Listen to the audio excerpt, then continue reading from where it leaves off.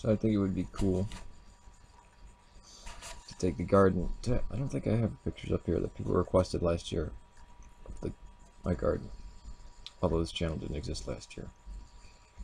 And last summer, I missed summer, as you guys know. But it'd be cool to take the hill, and there's a mulberry bush there, and the other side of it, it's the garden, which soon will not be because of all the trees growing up.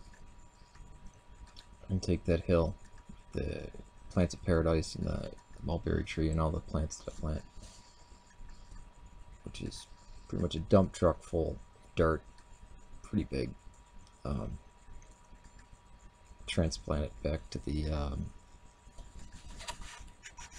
Ordovician, because you didn't have plants. You really didn't have anything at all on land. Nothing. No worms in the ground. Nothing on land. And the oxygen level was very low. That would be cool if there was different dimensions, and they didn't screw up the timelines of our own dimensions, to go back there and throw that big hunk of modern soil with all the plants in it and all the worms and animals and everything, and to see how that would change the evolution of the world. And if that would just disrupt it completely, instead of dinosaurs and birds and humans and mammals, we might get something completely different. Strangely enough, that did happen, or creepily enough, there's something very odd like that in our own history. It's called the Precambrian explosion, and you see all these forms. It seems to defy Darwinism. I think Darwin knew of it, but he thought there would be something to explain it, and there's not. Is this fingerprints of God? Well, since I don't ascribe to the God of the gaps theory, no, for me. I don't see this as a proof of God. But I don't need... I don't have a sky god. My God is not dependent upon nature, to the point where I can't say God in the Western sense. So that's why I was right, G-D. Existing. The existing one. He who is, Ea Horn, Egash, Ea. I am that I am. I will be who I will be. I was who I was. This strange entity. But no, so that's why I have the conceit I don't have the same God as the creationist. Even if they use words like Christ or Trinity, it is I feel a bastardization of that. It's a dulling down. The fact that love exists,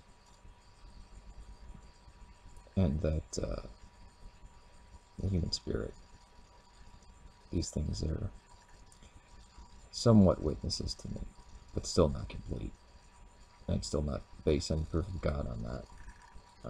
Like light and color, it's only perception. It's like God isn't real, I say color isn't real. Well, we could say more. We can say that color truly isn't real, and we know that. You can know that color is not real. But yet we couldn't do it without it, and to us, it is real. But it's not. So, how can God be real to me and not real to somebody else, and yet I still see the light of God in them? Like color. And I think it's beautiful when you look at things like this. Especially if you can see up there. But the light of God is always depicted as black, because it's the uncreated light, never to be depicted. And again, every day when I wake up, I keep falling in love with orthodoxy. And it's terrible to call it orthodoxy. Christianity, but it's terrible to call it that. The love of God. The love of the God that is beyond all gods, that isn't a God, that is the existing one. And still, I've described it completely to those who know what I'm saying. But to those who do not have priority or gnosis, it's just gibberish. I think this is why we call some of the greatest of our saints the holy fools. A fool for Christ's sake. And I love that term. For Christ's sake, what are you doing? And a fool for Christ's sake. It almost confounds it even worse in the English language, which is better. Take it easy. Peace to you. May God save Serbia, Syria, and Ireland. I hope everybody had a great St. Patrick's Day yesterday. I don't drink. Well, not usually. Very rare that I drink. So usually when I'm around people that drink, I wind up drinking.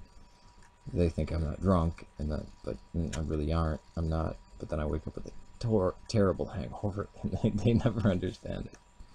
Or especially friends of mine that I used to be a very heavy drinker. Wouldn't get hungover, and they'd be like, it just confuses the hell out of them. But yeah, perception, and still, I find no God in the gaps. I find God, fingerprints in the cosmos, and in all of this in the world, and in the plants and in the garden. How can you walk into a garden and see no God?